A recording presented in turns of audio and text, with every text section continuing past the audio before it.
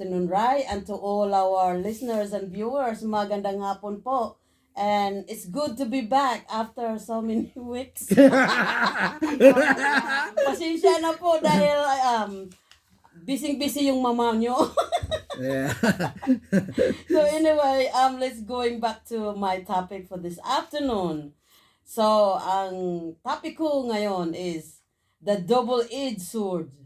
Edged sword of the Filipino diaspora, opportunity or quiet crisis. Oh, so let's talk about this. And before that, I will read my segment. So, the Filipino diaspora, spanning over 12 million overseas Filipinos, has long been a source of national pride and economic strength. Whether as nurses in New Zealand, engineers in the Middle East, or domestic workers in Europe, Filipinos abroad are often celebrated as modern-day heroes. Their remittances, which reach over 36 billion US dollars in 2023, keep the Philippine economy afloat and help millions of families back home.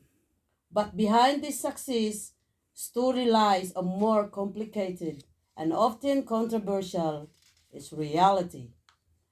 For decades, labor migration has been promoted as a national policy. From the 1970s onwards, the Philippine government institutionalized overseas work as a solution to high unemployment and economic instability. Yet, this independency on foreign labor markets has created a social cost that many urge to argue is too high.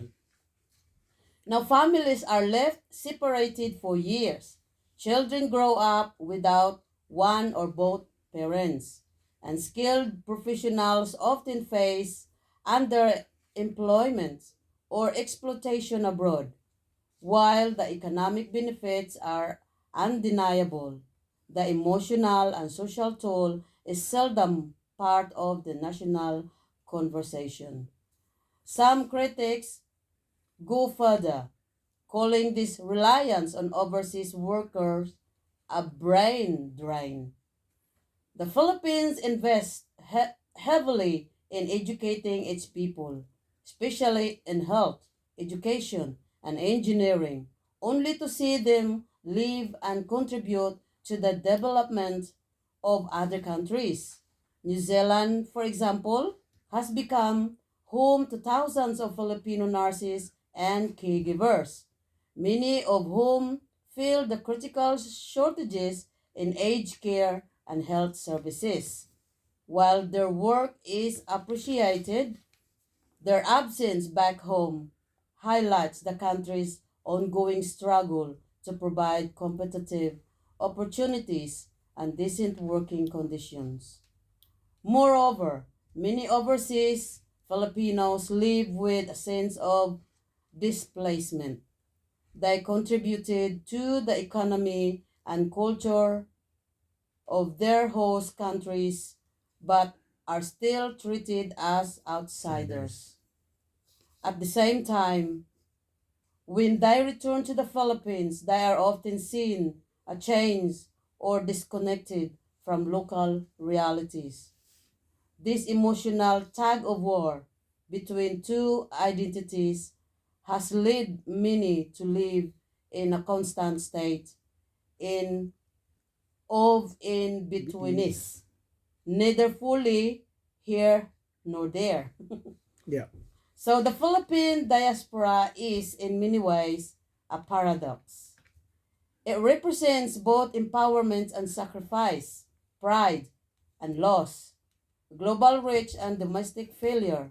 While celebrating the achievements of Filipinos abroad is important, there must also be a national reckoning about why so many feel they must live in the first place.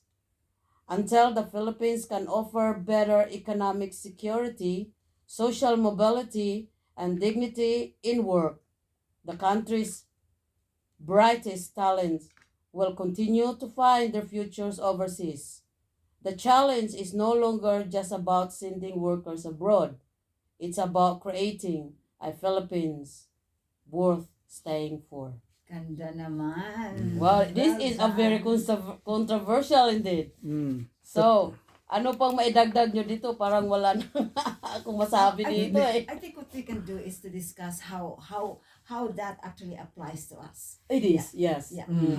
how like we are privileged and fortunate in a way, like especially for Ryan and I, we have professions that fit into the normal corporate Mm. groups here. Like being an IT person, I could easily just get an IT job and thrive in my profession. Mm. And Ryan, being a nurse, started as a nurse, Mm. can also be recognized as he is with the skills and talents that he has from the Philippines and can easily grow. But for others that may be lawyers, satin, or dentists or doctors, the road may not be as easy. Excuse me. Not, Hindi. Any education, yes. mm, Ang ano lang na, yeah, so, you know, like just to reinforce what Ate Kini had said, we fit into that norm.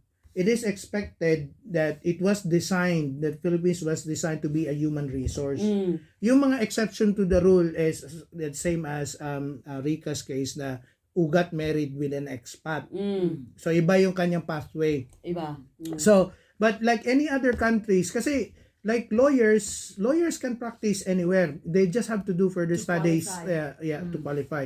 It's no different from me as a nurse. Pumasok ako dito, nag-cap pa ako eh. Yeah. So just to get my registration here. So they are steps, pero medyo ang ano lang ang double-edged sword kasi dito.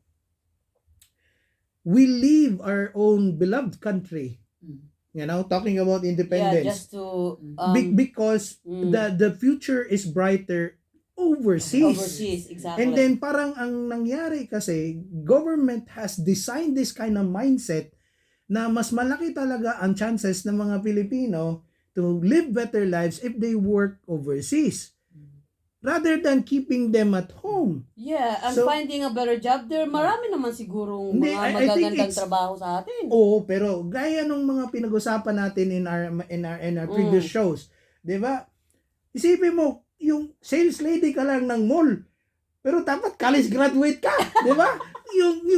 It's so competitive there na ang scarcity. That's why we lose yung mga brilliant natin, clever natin na mga To mga overseas, yeah. graduates sa overseas. Overseas, Aalis yeah. talaga sila. Oo. Kasi nga ang dami din natin. Yeah. But even if marami tayo, like how many are we now? 110 million? 111. Yeah. Hindi, more than that na. Yeah. Parang ganun, kasi 126 na yan. that was 2024. So 25 ngayon, maybe. Mm. So we don't have opportunities for everybody. It's very competitive. Really competitive. Oo. And the ideal scenario would be indeed yung last sentence doon. The Mm. challenge is no longer just about sending workers abroad. It's about creating a Philippines worth Staying for. Yes, Hindi, exactly. yan, part of it will be, there's some truth to that. Kasi ako, plano man ako mag-retire doon. Yeah, and that's actually indeed what I thought as well. If the Philippines would have a platform that will encourage those that are older and wanted to retire in the Philippines Yeah. rather than here, Mm. that would be an attractive option. Kasi syempre yung mga magre-retire doon, meron na silang konting pera, yung pension nila, and whatever money they have saved up here, instead of spending that here, they could spend it over there. Hindi kasi ngayon doon sa totoo lang. So I will be referring in my profession lang sa nursing. Kasi if I'll go back doon, pwede talaga ako magturo eh. Kasi tinanong ko yung isipin mo at my age now, I belong to Gen X. Karamihan ng mga counterparts ko doon, kung hindi man sila dean, presidente ng school. O pala eh.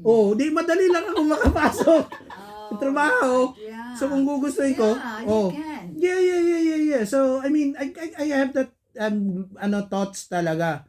Pero ang thinking ko lang naman kasi for the next 3 to 5 years, like I mentioned this a few shows back, na ang target ko talaga ngayon, mag-ipon ng pera for my retirement. So whether it's through investment, just plain cash savings or whatever, KiwiSaver or whatever, but any form of investment, talagang papasukin ko siya. Para yan, in readiness na when I turn 55, dapat yun eh. When I turn 58, kung Or ano na, 60? hindi, 58 talaga target ko to eh. Oh, talaga? Yeah. Wow. 58, pag 58, yung I have enough money na yung passive income na lang siya, pwede na akong umuwi. So mag-retire ako doon. And then you could actually add a lot of value, right? If you choose to teach there, kahit part-time lang. Hindi, work pa rin yun. Yeah. But then you don't want to lose your value as indeed somebody who can share to others what you have learned here and encourage Hindi, them to become. over the course of your career, you're meant to share those knowledge eh. It's never ending. It's meant to be Yeah, never ending. yeah. So it's not like, so, my sharing of knowledge will end at 58. Oh, yun yung talaga yung target mo. Oh, so hindi yan siya na you continue on just to share na, kasi kung titingnan mo in the nursing, I'm just speaking in nursing kasi yun yung specialty ko. Evidence-based practice. Those who we practiced way back in the 90s no longer apply hindi now. na yun applied. Oo, kaya That's why why continuing to as a study. nurse you will study like So every 6 no months. different from IT for instance. Sa Yes. IT. Because Sa technology inyo changes all the sa time. inyo wala coding and stuff. Ngayon puro na apps. May AI na, no? Hindi galing. yung apps when you encode or decode apps na ngayon. Napakadali na. So it changes, it evolves, technology included, knowledge base. It's not just the technology, it's the knowledge. Everything Like is ngayon, evolving. isipin mo, dati, sa atin, pag may lagnat ka, ang ginagamit lang ng mga nanay, Vicks Vaporub. Di ba? Pahirang ka ng Vicks Vaporub. Bigyan ng True Orange. Yeah. Yun. Mas luwa pa yun. Kung may lagnat ka, painumin mo ng Royal True Orange. Lagyan mo ng itlog. Yeah, yun yung pinapainom. Basta may sakit ka. So those are the the complementary medicine which is no longer applicable in this day and age. Yes, exactly. So- So yung knowledge ni Ryan ngayon, Yeah. hindi na applicable. So I still This- have to this- continue these learning days. myself. Yes. But when it comes to fundamentals of nursing, then I can still impart that. So I'm doing that right now directly to people who want to become nurses. But you can advise them if they want something Oo, advice from pero you. hindi yun nga. Pag 58 na pag nagsabi na ako na sasakay lang ako ng bangka, nakahiga na I'm reading a book, huwag niyo wala. ako disturbuhin. Yun yung ibig ko sabihin. I don't need to impart knowledge. Pero dito kasi going back to the Filipino diaspora. So when you talk about the word diaspora, that's people overseas. Filipino overseas. Filipino overseas, yes. So double-edged sword siya. So tayo, we belong to New Zealand. We're practically Kiwis. Yeah. Per passport. Yeah, practically Kiwis na tayo. Pero we still retain yung In our yung hearts, hearts, we yung have our heritage na to, Filipinos, Filipino traditions and stuff. Yes, tama. So, yun lang yung point ko sa akin kasi design talaga ang Pinoy for human resource. And then we have so many people who are clever, who are bright, and knowledgeable that they can actually easily land a job ibang bansa.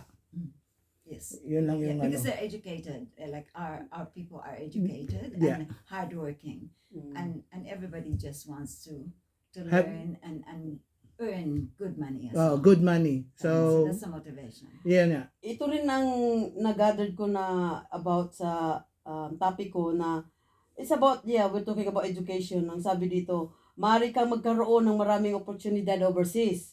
Pero, maaari rin itong magdulot ng labis na pressure na hindi inaasahan. So, tama. So, alimbawa, magkaroon ka ng maraming opportunity dito. Lalo na, I think na-advertise na yun yung nabalitaan ko na ang New Zealand magkaroon ng scholarship. Diba? Ay, matagal na yan. Oo, pero they close now this year but they're reopen again in February. So, ang maganda yun sa mga kababayan natin. Pero ang tanong, madali bang pumasok? Hindi,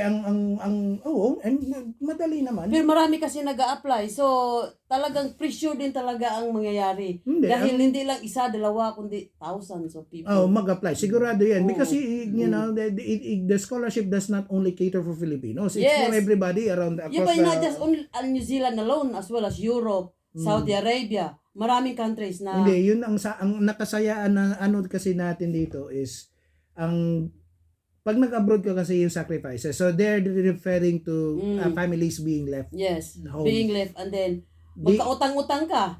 Tapos, pagdating mo dito, Not unless Work dito na hard. yung ano mo, ang dito kasi ang point dito sa ano mo sa sa topic mo is even though let us say in our scenario na andito na ang mga immediate family natin, yung ating mga anak natin, asawa natin andito na.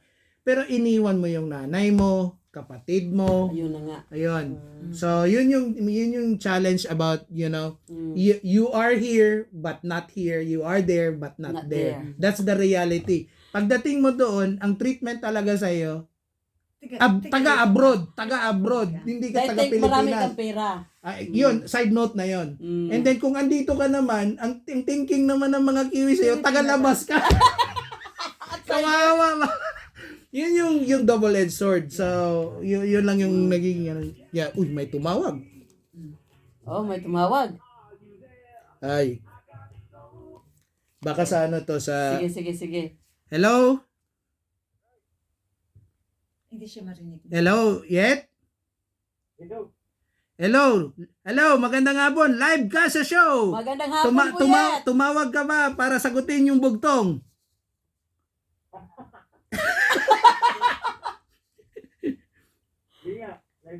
Oh, live ka. So, andito ngayon sa Fiesta Wararapa Pinoy Radio, kasama si Ate Kini at saka si Rika. Kung gusto mong sagutin ang bugtong ng linggo o riddle of the week, bibigyan ka namin ng chance. Sige, ito. So, ito yung yung bugtong. In Filipino, isa akong multo ng kahapon, naririnig pero di mahawakan. Kapag ako'y binigkas, ako'y naglalaho, ngunit sa alaala, ako'y nananatili. Ano ako? In English, I am a ghost of yesterday, heard but never held, once spoken I vanish, but in memory I remain. What am I? Hirap nun ah. Alin? Ano? Anino. Shadow? Sorry, wrong answer. So, pero maraming salamat for attempting. Baka meron kang personal shoutout before tayo mag-hang up ng phone. Kami na lang mag-shoutout. Sige, tawag na lang ako maya sa'yo after the show. Okay. Thanks, Ed. Hindi, sige. Ayun, pagka mahilig mag-manood ng basketball, meron tayong one day league sa PAMI Oh. Kailan to? by June 21. Sa June 21 sa Palms of the North. Ano ba yung sa Wanganui, tol? Sa July 5. July 5 yung sa Wanganui. Okay, so may mga team ba tayo na i-ready doon? Meron ata eh. Tatlo sa PAMI, dalawa sa Wanganui. Okay, so very good. Sige. So for the benefit of our listeners and viewers, ang caller po natin na walang iba kundi si Boyet Cardines is our very own Wairarapa Filipino sports coordinator. So for our Kiwi friends, if you want to have some exhibition games, please contact this person. Yan. So, sige. We will pass it on. Maraming salamat sa tawag mo. I'll call you back. Thank you. Okay, sige. Bye-bye. Alright. That's good. That's good engagement from Boyet. Na-aksidente yun. Iba yung sadya. Parang ganun ata eh. Right. So, wala bang idadagdag sa ano? Ay, meron pa ako before ako magtapos, advance birthday greetings po sa aking brother na si Rika. Ngayong June 13 po yung birthday niya. So advance happy birthday. And also to my grandchild na ba to? Kasi anak siya ng pamangkin ko eh. Oh, grandchild. Oh, grandchild. Grandnephew or grandniece. Grandnephew. So, to my grandnephew Eli, magka-birthday din ni Reka. So, silang dalawa. So, yun, shout out ko lang din kay Archie Papag. So, magpapa-shoutout, Papag. Papag. Yeah. Ano nga pangalan ng asawa niya? Hindi ko na maalala eh. Basta yun, shoutout ako sa iyo. And also, shoutout of course kay Kin kasi nung nagpunta ako ng Auckland, siya nagatid sa akin sa airport. So, ayan. Okay. Tapos, Doon na pala naka-basic Ken din? na, Sila ni Rosana? di sa si Kin nasa Sa Wellington. Wellington. Iniwan ko sa sakyan ko sa kanya. Okay, So, siya okay. nagatid sa akin sa airport. Okay. Si Rosana ang nasa Auckland. Yeah. So, ayun. So, hindi ko lang na-meet si Rosana kasi nandito din sila. Salesian. Salesian. So, yun lang po, Ate Ken. Back to you po. Ay, angon po pala. Yeah, Angon. so para for the benefit of our viewers on our video podcast, like I mentioned, si Rika po is one of the recipients of the Radio Personality Award. So ito po Ito yung po. kanya. Yan, video. Yeah. Para yan sa Benny. Ayan, dito. Yan. Ito po yung mga natanggap po nila. So, yan po. So, congratulations, Rika, for winning the Radio Personality of the Year 2020. Thank you guys. Alright, Thank you so to you, yun naman. Rai. So, balik sa iyo, Ate Kim. Thank you for that.